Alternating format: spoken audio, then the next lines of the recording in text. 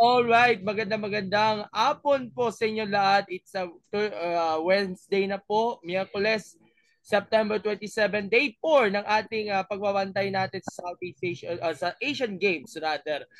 At ngayong araw, makakamustahin natin, out of topic muna tayo sa Asian Games. Ang isa sa mga miyembro ng Philippine Adaptive OCR team na nagwagi po ng ginto sa Women's 100-meter OCR P5 at bronze medal sa 3 kilometer short P5 Women's. Ang tinutukoy ko po, isa sa mga pinakabatang miyembro ng ating national team, isang goal setter, isang determinado, pursigido, pero higit sa lahat, isa po siyang PWD, visually impaired. Walang iba kundi si Andrea Iya Estrella. Iya, baka pwede kang bumati sa ating mga tagapanood sa Sports Corner PH. Ayun, hello po sa mga nanonood po ngayon sa Sports Corner PH. Sana po, panoorin niyo po ito until the end. Ayun. So, thank you so much. Talaga naman, likas talaga ang uh, kagandahan at of course, lakas ni Andrea nga. Kaya nga, napalarunan mo ang ginto at tanso dyan sa World Championships. Salamat sa pagkakataon na makausap tayo sa Zoom. Una sa lahat, kamustahin namin kayo after nung unang international stint ninyo na masasabi mong it's a great development para sa inyo. Kamusta na po kayo, Andrea? Yun po, saya naman po kasi experience po talaga para sa akin yung the best na, well, alam po natin na meron tayong mga medals na napapanalunan. But medals po is part lang po talaga ng experience natin. Pero pinaka the best po talaga para sa akin. Napakasayang experience, napakagandang opportunity na mag-participate po sa events. Sa first international sports competition po na nasalihan ko. Na personally first time ko po na makasama or lumipad palabas ng Pinas for sports. Alright. Si Andrea po, kaya nga inatak ka bilang guest sa aming programa, napanood ko to nung linggo dun sa YouTube, yung picture ng tao po sa ABS-CBN about you. At during the interview, matandaming talaga ang kwento ni Andrea na isa po siyang visually impaired. Pag sinabing visually impaired, bulag. O sabihin natin medyo may problema sa paningin. Pero namamayagpag po siya bilang isang atleta both locally and internationally. Pero paano ba nag-umpisa ang lahat, Andrea? Balita ko, elementary pa lang, nag-umpisa ka sa inyong sporting career. Pero, balita ko rin, narinig ko lang, tutol nung una mga magulang mo na sumabak sa sports. Paano ba nag-umpisa ang lahat, Andrea? Kasi po nagsimula po yun ng grade 6 ako. Kasi ako po yung isa sa mga NPs ng school namin sa division meets. Di ba? Alam niyo po yung sa division meets, yung sa per division tapos lalaban sa regional din, didiretso ng palarong pang bansa. So isa po ako sa naging entries ng division meet namin. Ah, pero sadly, pero sadly wala po akong naiuna medal or wala po akong rankings po nung mga panahon na yun. Kasi meron po isang tragedy or hindi naman tragedy. Sabihin natin may pangyayari na halos halos matigil din ako sa sports. Kasi po nung grade 6 ako is nagkaroon ako ng sabihin natin na aksidente. Hindi naman siya minor. Ay, hindi naman siya major, but minor accident lang naman kasi nasubsob ako sa oval track habang tumatakbo kami sa 100-meter sprint.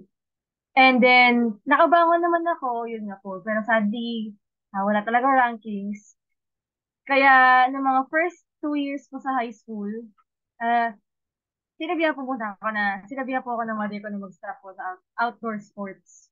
Kasi baka mangyari, kasi syempre, naiintindihan ko naman po na takot din namin or takot din nila na mangyari ulit yung nangyari sa akin ng grade 6. Pero sabi ko, ayoko po tumigil because doon ko nakikita yung sarili ko, may nakikita akong possible na potential ko sa sports. Kaya kahit labag man sa kalooban niya. Pero pinush ko pa rin po hanggang sa, yun po, nagtuloy-tuloy na po siya ng 2019 hanggang ngayon po. Dito po ako ngayon po. At mukhang nagtuloy-tuloy nga ang inyong sporting career nga from athletics na yon, nasa OCR ka na. But this year, meron kang napalarunan na isa pang importante bukod niya dun sa OCR, which is yung palarong pambansa na inos dyan sa Marikina, kung saan nag-bronze medal ka doon sa 100 meters. Kwento nyo sa amin yung nangyari. Wala kang naramdaman mga injuries that time during the event? Or at sige, sabi natin, mukhang enjoyable para sa iyo even though hindi ka nakapag top podium. Yes po, enjoy naman po siya, yung nangyari sa palaro. And yes po, na masaya naman po ako na kahit yung iba, kahit yung ibang event na sinalihan ko po sa athletics, wala po ako sa podium. Pero kasi, again, experience po talaga. Ang, para sa akin, sa experience pa lang, panalo na ako. Yun po talaga yung parang pinapaniwalaan ko. Saka po, para sa akin, giving my personal best po is one key para ma-max out din po natin yung experience natin. Kasi parang hindi naman, parang ang hirap naman po kapag ang habol lang natin is, di ba? Okay, talagang medyo challenging para sa inyo sa mga katulad mo na visually impaired o bulag ang makipag-engage sa training with regards na sa mga piniling sports kasi nakikita natin yung mga para-athletes natin. Talagang binuhos nila ang mga efforts sa training. Pero at least nakuha mo pa rin ang tamang mindset para at least may pagpatuloy mo pa ang inyong pagsasanay sa mga competitions na yon. Yes po. Ang importante po talaga dyan is yung mind setting natin, yung goal setting natin. Kasi para sa akin, pati sa motivation, perseverance natin, determination natin, courage natin.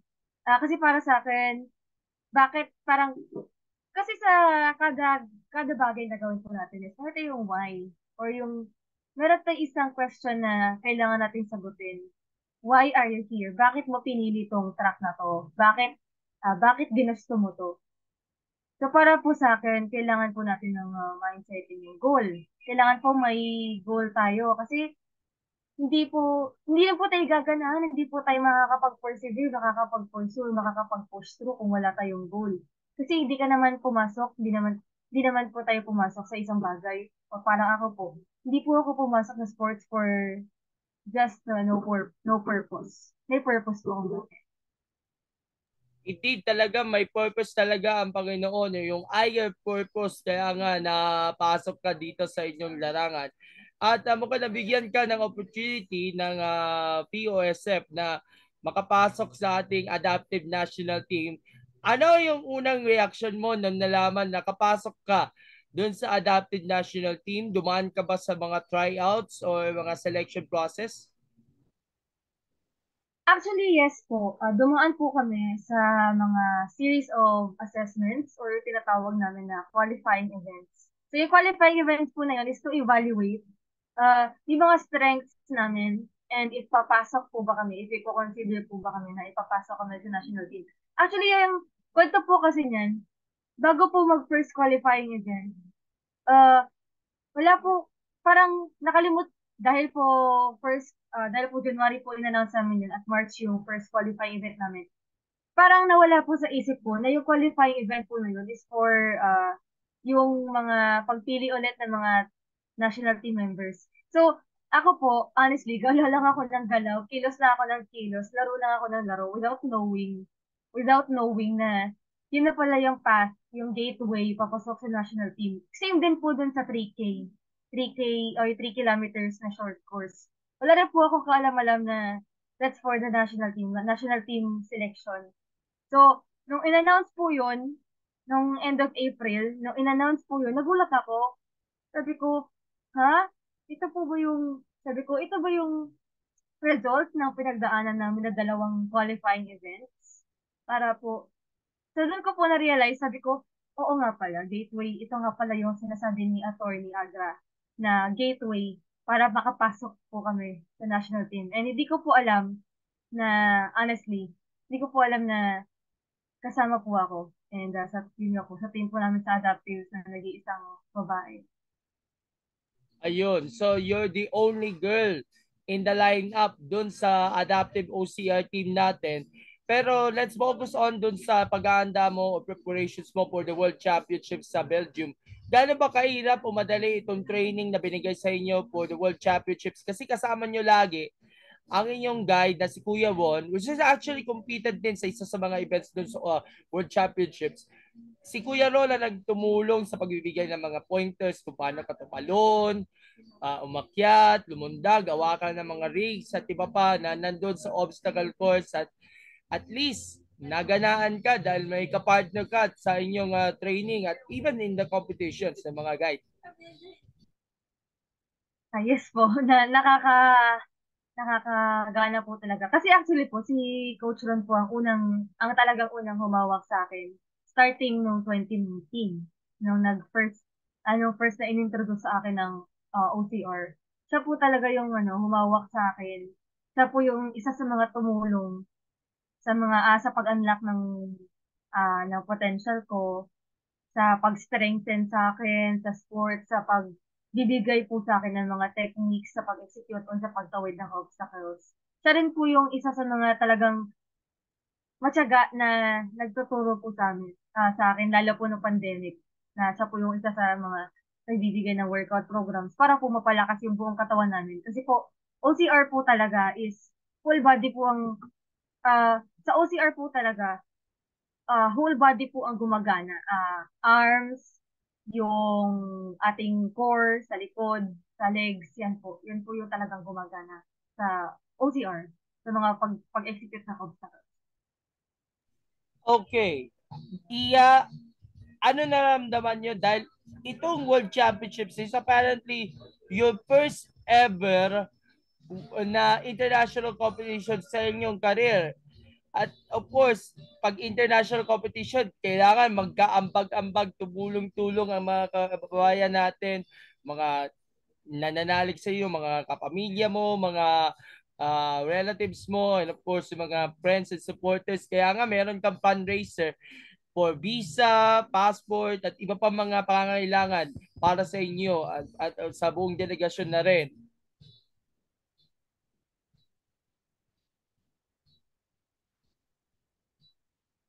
Pwede ko maulit Yes. yung question, siguro, para at least Yes makuha mo. po.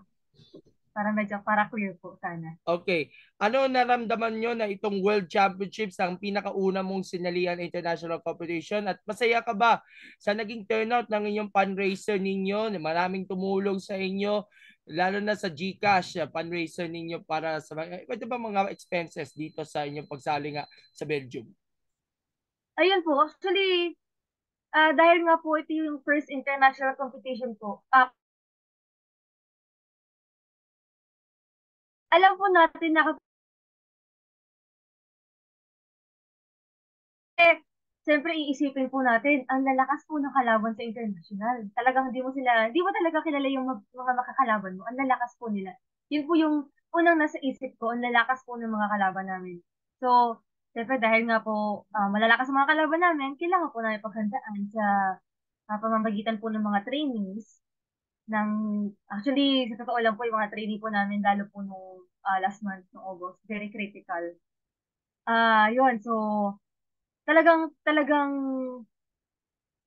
pinaghandaan po namin lahat yun, pati yung sa mga fans. Talagang, talagang lahat po kami, talagang kumikilos na po kami para makapag-race. Kasi po, sa, sa totoo lang, pag ikaw ay first time nakasali talaga, sarili mong bulsa. So, sobrang bigat po. Kasi ako, malaki na yung kailangan namin. Plus yung sa guide ko pa, mas malaki din yung, alas kasing laki din ng kailangan ko. So, syempre po, dahil dalawa kami, doble yung race namin. So, sobrang bigat po talaga. Pero, at the end of the day po, naging worth it naman yung mga pinaghirapan po namin. Lahat, training, sa funds. Kasi, nakapagbigay naman to ng magandang payoff sa pamamagitan po ng mga results po ng mga events na sinalihan po namin. Alright. Iya, bukod pa sa training ninyo for the World Championships, nagkaroon din kayo ng oras para lang pagtuunan ng pansin ito mga school activities ninyo. Kaya nga, sa ngayon, nakapag-graduate ka na sa senior high school. At ayun, you're now entering first year college ka na ngayon, ha? Kaya at least, nabigyan ka ng honors na mga pag-recognize sa inyong senior high school nyo, di ba? Yes po, talagang mahirap po talaga sa totoo lang yung transition kasi according nga po doon sa mga kaibigan ko na napagdaanan na yung college, pati sa mga teacher ko, iba po talaga sabi nila ang buhay, ang college life. Iba po talaga yun. Kaya ah, ngayon talagang dahil kahit po critical yung mga trainings namin, talagang kailangan ko pong balansehin yung oras ko sa studies ko, yun, sa trainings ko. Kasi mahirap po kapag isinag-sacrifice. Lalo po sa college, may adjustment pa po akong ginagawa. At saka, minsan po, may mga teacher pa po ako na hindi ko pa nami-meet. So, minsan, kailangan ko talaga mag-abol. Lalo po ngayon. Hanggang ngayon, actually, meron pa po akong teacher na hindi ko pa nami-meet simula po nung first day ng pasukan. Kaya, kailangan ko pong gawin ng lahat para makahabol. Alright. So you're the only member na babae sa ating adaptive OCR team. Kagaya nga na nabanggit ko kanina, the only female na kabilang dun sa adaptive female OCR. At swerte mo dahil nakaginto ka dun sa 100 meters at bronze sa 3K short course. Kwento niyo sa amin kung ano naging saloobin ninyo dito sa pagsabak mo sa Worlds. Ano yung naging observations niyo sa performance niyo kasama ang inyong guide na si Coach Ron? Sa totoo lang po, yung mga obstacle po sa Belgium, yung European obstacle course, is sa totoo lang napaka-technical, lalo po yung sa 3K. Kasi po, yung karamihan po ng obstacles na ginawa sa 3K is unfamiliar sa amin. Kaya, nagkandalaglag-laglag po kami doon. So talagang nasi-fail po namin yung karamihan ng obstacles, tanggal po ng bands. Kahit na lang po sa sarili ko nakakahiya. Siyempre, penalty po yun eh, nakakahiya. Sa sarili ko, sabi ko nakakahiya kasi laglag po ako ng laglag. Siguro lang, lalo po si Coach Ron na lagi kong kasama. Sabi ko, nahiya naman po ako sa kanya kasi talagang effort, talagang nag-effort kami. Pero despite our efforts, talagang laglag pa din. Wala. Kahit po nag-try pa po ako. Laglag po talaga. So, ayun. Pero, sa, with regards to performance po, para sa akin, it's still not enough. Kasi po yung endurance talaga, yun po ang pinakakailangan namin. Ay, lalo po sa part ko, endurance, yung obstacle proficiency pa, yung mga, basically, kung sinabi proficiency, yun po yung mga techniques na kailangan ko pa i-improve. So, para sa akin, kulang pa rin po. Hindi po, hindi pa po hindi ko pa po na-reach. Or para sa akin, wala pa po sa target namin na level yung endurance po namin. Kahit po sa endurance po talaga ang pinaka-concern po namin pagdating sa mga ganyan. Kasi per per competition, iba't ibang klase ng obstacles eh. And nung bago po mag-event is hindi po sa amin pinapahawak yung obstacles, so dagdag pa po yun. So, we are preparing for the worst scenarios na kailangan talaga, the basic techniques para kahit sabihin natin unfamiliar po yung obstacle, pero yung technique, pare-pareho lang, magagawa ka rin. Okay. At kahit of course na bigyang alaga nga yung efforts ninyong dalawa para dito sa magandang performance skills-wise and of course talaga namang pinanindigan mo na kaya pa rin ng mga PWD ang makapagsabak niya sa mga competitions. Ano na isip mo nung inabutan ka na ng medalya, ng ginto, tapos tinugtog pa yung ating pambansang awit o national anthem natin sa Worlds eh.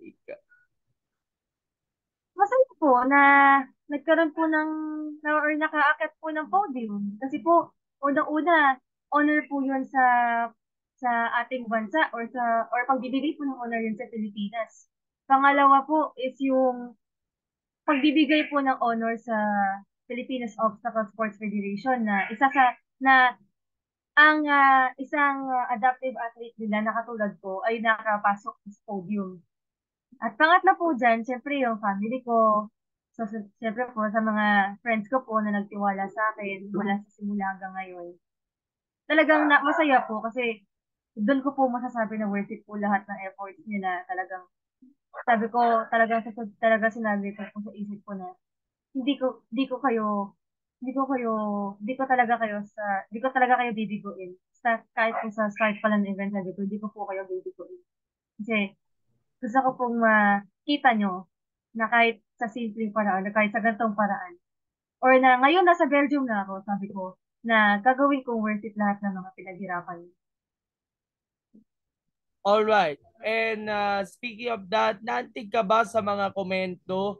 Siguro nabasa ninyo sa social media na yung iba sinasabi, naiyak daw at na-touch talaga at natuwa dahil of course napanood nila yung pinakita nilang performance mo. Ano yung masasabi nyo sa of course magandang feedback na binigay sa inyo sa online and even sa mga nakasalamuha mo? Masaya po actually, honestly, medyo nakakaiyak nga rin po kasi marami po nagsasabi talaga. Kahit po yung mga personal na nakasama namin sa Belgium, sabi nga po nila, nakakaiyak daw, nakakaduwag daw ng puso, sabi nila. Kaya po pati ako, syempre, yung emosyon ko, talagang kapag po yan ay lumabas, medyo sabihin natin mahirap na control it. Kaya po, pero masaya pa rin po ako, but still, ah talagang dito pa rin po ako sa limits ko. Kasi, syempre, hindi naman po, di ba? So, sa limits ko pa rin po, talagang, control lang talaga. Self-control pa din. Pero, yeah, but still, kahit po maraming ganun, na nagsasabi talaga, kahit ang daya po magandang feedback, talaga po nakakaiyak. Sabi mo nga, ito yung unang beses mo makatapak sa labas ng bansa bilang miyembro ng national team. Grateful ka ba sa binigay niyong opportunity ng POSF, lalo na si Attorney Agra? At of course, gusto mo rin ba may pagpatuloy niyo pa ang inyong pagsali o pagsabak pa sa iba pa mga international competition someday? Unang-una sa lahat, yes po, grateful ako sa opportunity na binigay sa akin ni Atty. Agra ng Philippines Obstacle Sports Federation for for letting me be a part of, or for giving me this opportunity to become a national athlete of obstacle sports, especially in as an adaptive athlete. And sana po talaga, gusto ko po na sabi ko na may nasimulan na po tayo. Gusto ko pong ituloy yung aking sports journey internationally. Gusto ko po siyang maipagpatuloy na kasi po opportunity na rin po yun para maipakita po sa lahat sa worldwide na makapag-spread po ako ng awareness na PWDs na katulad po namin is kaya rin sumabak po sa mga sports. Alright, sorry na unmute lang konti. Ano susunod para kay ano bang aabangan natin na i-expect natin mga competitions? According po dun sa pinakita ng closing ceremony po ng World Championships, as ang next target po or ang next host country po ay Costa Rica. So, now, iniimpo namin ang Costa Rica. Yun po ang next target natin. Although wala pang definite schedule. But yun siya. All right, all right. And last question before we wrap up.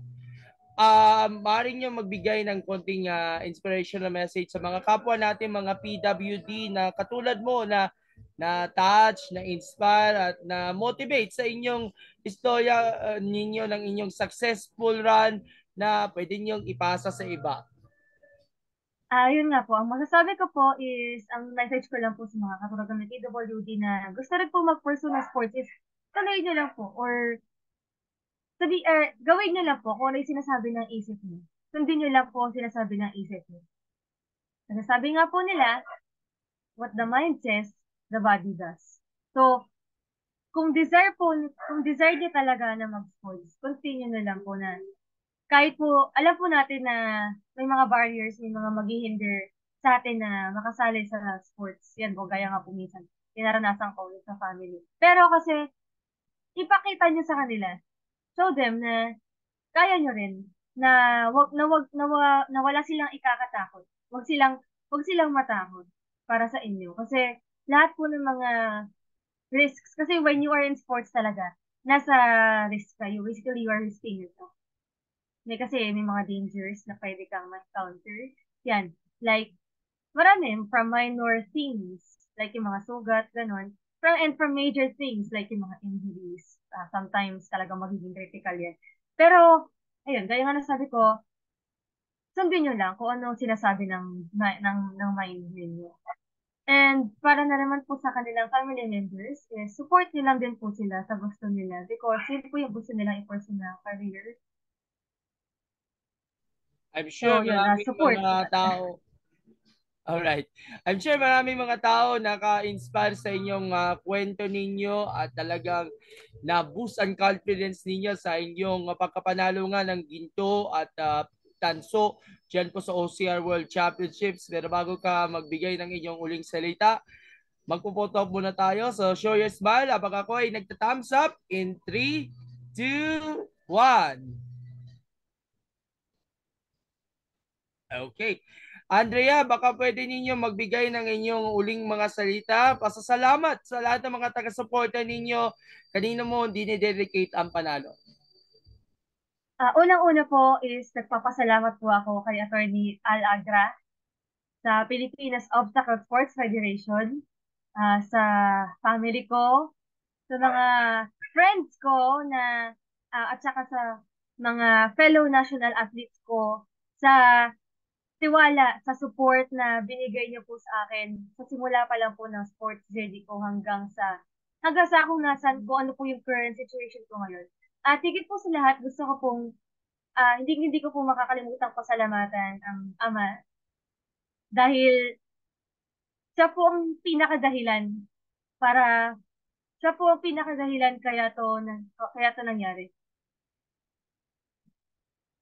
Ayun, amen, amen. And isang karangalan na makaugnay ka namin dito sa aming programa sa Sports School na PH Andrea at salamat sa inyong dedikasyon at karangalan ninyo sa ating bayan. Even though ay isa kang visually impaired person, patuloy nyo dinadala ang watawat ng Pilipinas sa mga international competitions at sana may pagpatuloy mo pa ang inyong sinimulan at ang inyong pakikipagsapalaran pa para mas lalo ka pang umaani ng karangalan sa ating bansa. Keep training, study hard, and continue your passion to pursuing your goals para maging isang ganap na gold medalist or world champion balang araw na natupad mo rin nga dyan sa Genk, Belgium. Iya, salamat sa iyong oras sa pagkakataon.